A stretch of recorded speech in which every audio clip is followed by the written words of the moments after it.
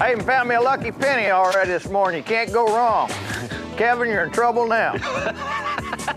Pretty early to be talking smack, Stace. That's for sure. You got it. Longtime friends Kevin VanDam and Stacy King are both Bass Tour standouts, both Outdoor World TV co-hosts, and both on the Nitro Pro team. But even with all this in common, they rarely get a chance to fish together just for fun. So when Stacy told Kevin about a hot, late summer pattern on a nearby lake, Kevin couldn't resist the opportunity. During the months of August and September, the upper river and creek arms of many highland reservoirs attract giant schools of shad. In turn, the shad attract bass. And you can guess what the bass attract. Quite a bit of bait activity up here this morning. Yeah, there really is. A lot of times in the summer like this, in late summer and early fall, what you look for in these flats like this is the bait to come up, and a lot of times it takes sun to get them to come up.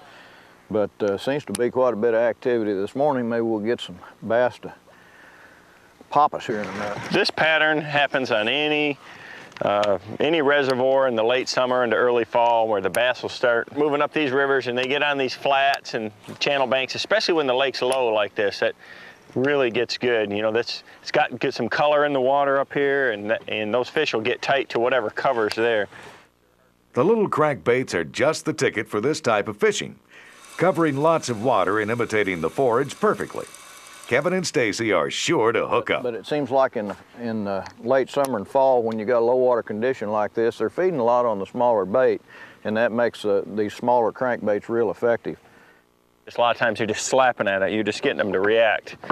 That's why a crankbait is so good over, say, a spinnerbait, or even flipping a lot of times, is because you can make them react to this where they won't to a spinnerbait. Or if you're going to flip something, you know, like something like a tube that's real erratic with a heavy sinker, is going to be a lot better. Day in, day out, little square bill crankbaits, they are the ticket. These little divers are not only the hot bait, they serve as a sort of sonar for the experienced user. Kevin and Stacy put together a mental picture of the bottom with every tick, bump, and thud. That's what I like about throwing a crankbait over anything else, is you know, you can feel the bottom, you know, you can find all that stuff that's invisible. You know, you find a piece of cover that's not even visible to the naked eye with a crankbait, and then come back and fish it slower with a tube or a jig or something like that and catch the big bass of the day.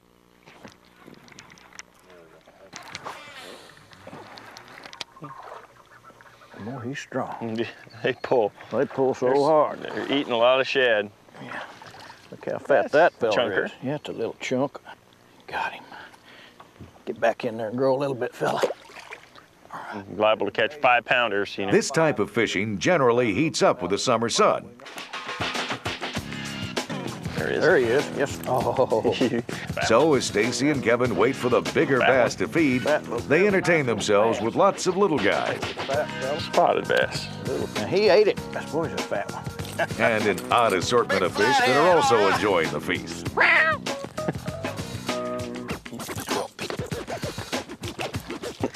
There's a good one. Come here. Grow up. It takes... We're with Kevin VanDam and Stacy King as they throw crankbaits for late summer bass.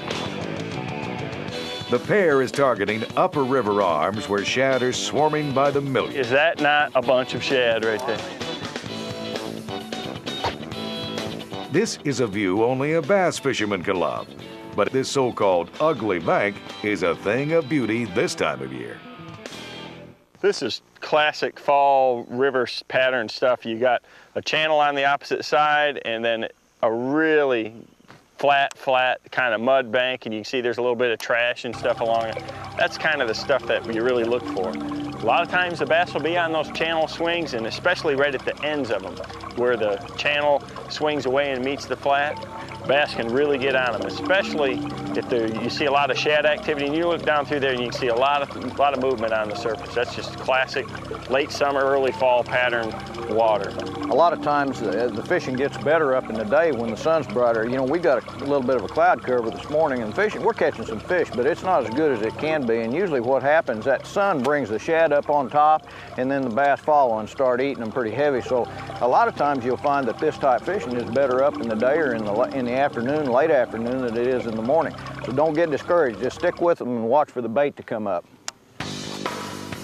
After a couple of hours, the big boys finally come out to play. That's the catch. Look at that.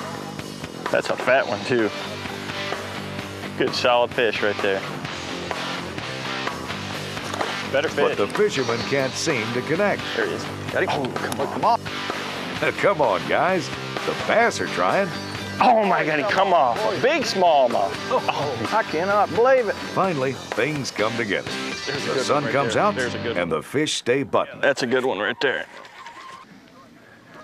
Good one. Good one. There's a nice one. Right on the lip of the chin.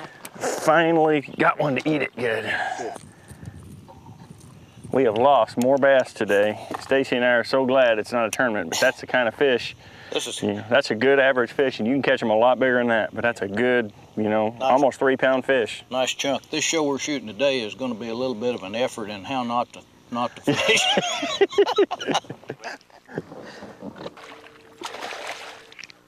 There he is. That's a good one. That's a good one. I mean, that's a good fish there. Coming at me about 100 miles an hour. Oh, that's a big one. Come and get him? Yeah. Oh, he's barely hooked. That's what we've been looking for. God. Just barely hooked. Now, just one time, just stay on there for me. Please, please. Let him jump. Isn't it funny how we do a lot of praying and begging? Got him. Yes, sir. That's what it's all about. You talk about little crankbaits, big bass. That's what it's all about. And she's been eating lots of these shad up here. Go back. All right. Nice one. Kevin has caught the most important fish in the lake and takes time to show him off. In this area where we've been fishing, there's been really 2 sizes of shad. There's been a lot of them that are real small, almost the size of that crankbait, you know, an inch and a half long. And then there's pods of these bigger shad like this right here. And obviously that right there is what those bigger fish would really like to eat. There is a ton of them here. Now that is a swarm of shad. Proof positive of the abundance here. Some shad schools will number in the millions, with hundreds of foraging fish roaming the edges like hungry wolves. Still, Stacy and Kevin know that the bigger bass wait for the swimming meal to come to them. Good solid one there. Even with the moving feast nearby, the bass often relate to cover. This is definitely better later in the day. That is typical, classic, fat, shad-fed bass right there. Look at the belly on that little girl. That's probably one of the biggest keys to this pattern and fishing this time of year is you have got to throw cast after cast and work all the angles of this cover when you're fishing it. I mean, if you see a stump there, you want to throw at it 5, 7, 8, 10 times and work all the way around it and just hit it from every angle. That's the cast. There, that's a good one. Come here, baby. He don't want to see us. He bit it right as it came up to the backside of that old log. Ah, look at it, he's got it too. I got him. That's a good one right Look at that fish. I've been saying, where's that 5 pound? Isn't that a beautiful fish? That's a nice one. I tell you, anybody that thinks they won't bite those big ones, won't bite those little crankbaits, just take a look at that. I mean, they will munch them. Gosh, he got it right now. As summer's abundance begins to make way for the urgency of autumn, the shad-bass connection is more apparent than any other time of the year. Been eating a lot of shad. Thought he was going to get another one. And by using some of Kevin and Stacy's late summer techniques, you can make some connections too. Who knows? You might even see these guys when things heat up on your local lake. How about this? 2 at a time. I knew they'd start biting here pretty soon. Great.